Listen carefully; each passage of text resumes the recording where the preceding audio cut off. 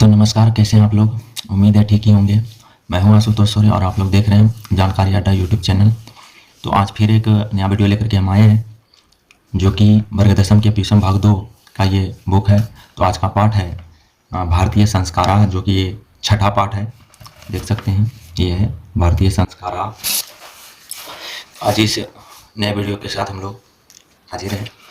चलिए देखते हैं इसमें भारत की जो संस्कृति है इसके बारे में बतलाया गया है। भारत में कौन कौन से संस्कार होते हैं, जन्म से मृत्यु तक लेकर के कितने संस्कार होते हैं, इन सारे संस्कारों के बारे में इस पाठ के अंतर्गत बताया गया है। तो चलिए स्टार्ट करते हैं ये वीडियो। कहा जाता है कि भारतीय संस्कृते अन्यतमं वैशिष्ट्यं विद्यते यत् जीवने इह समये समये संस्काराः अनुष्ठिता भवन्ति। अर्थात भारत के संस्कृति में एक विशिष्टता विद्यमान है, जो यहाँ समय समय पर संस्कारों को संपादित किया जाता है।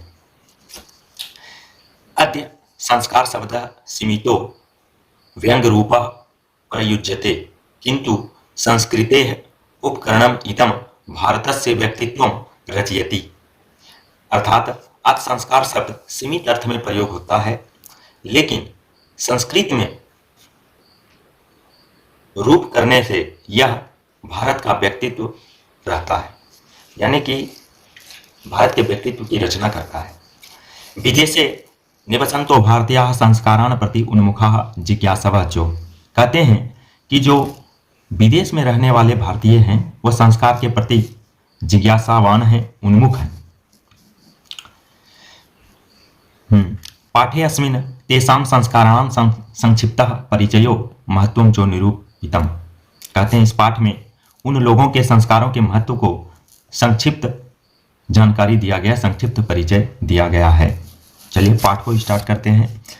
कहते हैं भारतीय जीवने प्राचीन कालातः संस्काराः महत्वम् औदार्यन्। कहते हैं अर्थात भारत के जीवन में प्राचीन काल से संस्कारों का महत्व है। प्राचीन संस्कृतेः अभिज्ञानम् संस्कारेभ्यो जायते। कहता प्राचीन संस्कृति की पहचान संस्कारों के द्वारा जानते हैं।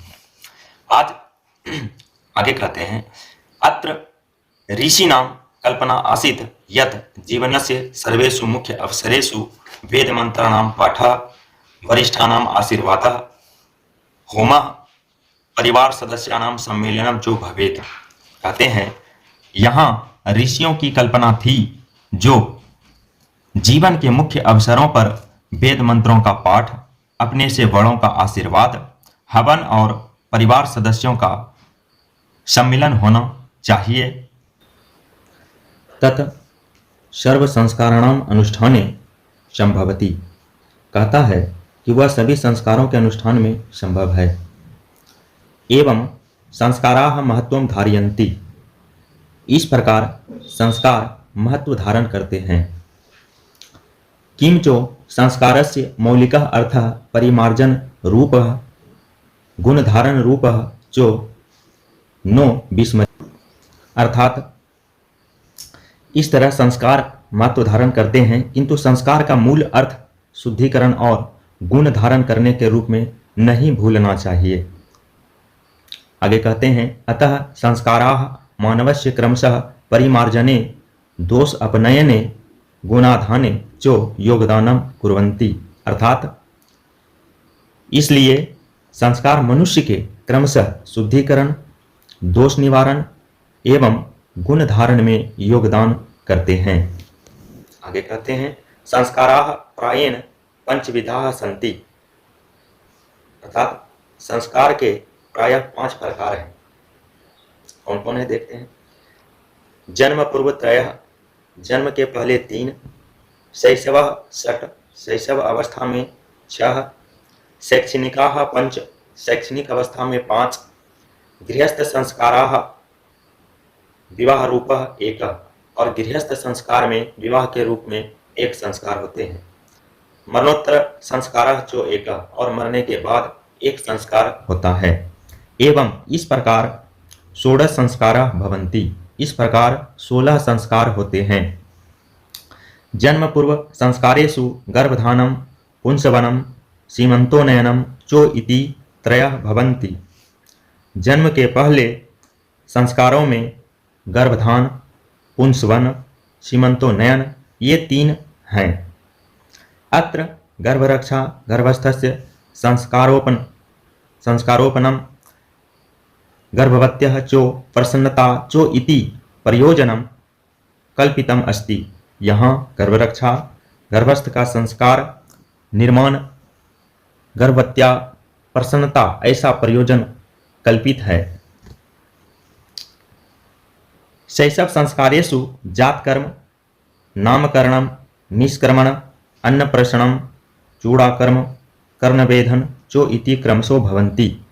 शैशव अवस्था का संस्कारों में जातकर्म, नामकरण, अन्नप्राशनम, चूड़ाकर्म, कर्णवेधन क्रमशः होते हैं। आगे कहते हैं शिक्षा संस्कारेषु अक्षर आरंभ, उपनयनम, वेद आरंभ, केशांतः, समापवर्जन चो इति संस्काराः प्रकल्पिता। अर्थात शिक्षा संस्कारों में अक्षर आरंभ, यज्ञोपवीत, वेद आरंभ, केशों को काटने वाला कर्म और समापवर्तन संस्कारों की कल्पना है। अक्षर आरंभे अक्षर लेखनम, अंक लेखनम जो शिशु प्रारभते। अक्षर आरंभ में अक्षर लेखन और अंक लेखन शिशु प्रारंभ करते हैं। उपनयन संस्कारस्य अर्थः गुरुणा शिष्यस्य स्वगृहे नयनम भवति। उपनयन संस्कार का अर्थ है गुरु शिष्य को अपने घर ले जाते हैं। तत्र शिष्यः शिक्षा नियमान पालयन अध्ययनम करोति। वहाँ शिष्य शिक्षा नियम का पालन करते हुए अध्ययन करते हैं। ते नियमाः ब्रह्मचर्य व्रते समाविष्टा। उस नियमों में ब्रह्मचर्य व्रत शामिल हैं। प्राचीन काले शिष्यः ब्रह्मचारी इति कथ्यते अस्मो। इस प्रकार शिष्य प्राचीन काल में ब्रह्मचारी कहलाते थे। गुरुगृहे एव शिष्यः वेद आरंभम करोति स्म। गुरु के घर में ही शिष्य वेद को आरंभ करते थे। वेदानां महत्वं प्राचीन शिक्षायाम उत्कृष्टम मन्यते स्म। प्राचीन काल में वेदों का महत्व सबसे अधिक था। केशांत संस्कारे गुरुगृहे एव शिष्यस्य प्रथमं क्षौरकर्मं भवति। केशांत संस्कारों में गुरु के घर में ही शिष्य का प्रथम बार केशों को काटने का कर्म होता था। अत्र गोदानम मुख्य कर्म। यहाँ गोदान मुख्य कर्म है। समापवर्तन संस्कार उद्देश्यम शिष्यस्य गुरुगृहात् गृहस्थ जीवने प्रवेशः। इसलिए साहित्य ग्रंथों में इसके बाद में नाम गोदान संस्कार ही प्राप्त होता है। समापवर्तन संस्कार का उद्देश्य शिष्य का गुरु के घर से गृहस्थ जीवन में प्रवेश करना है।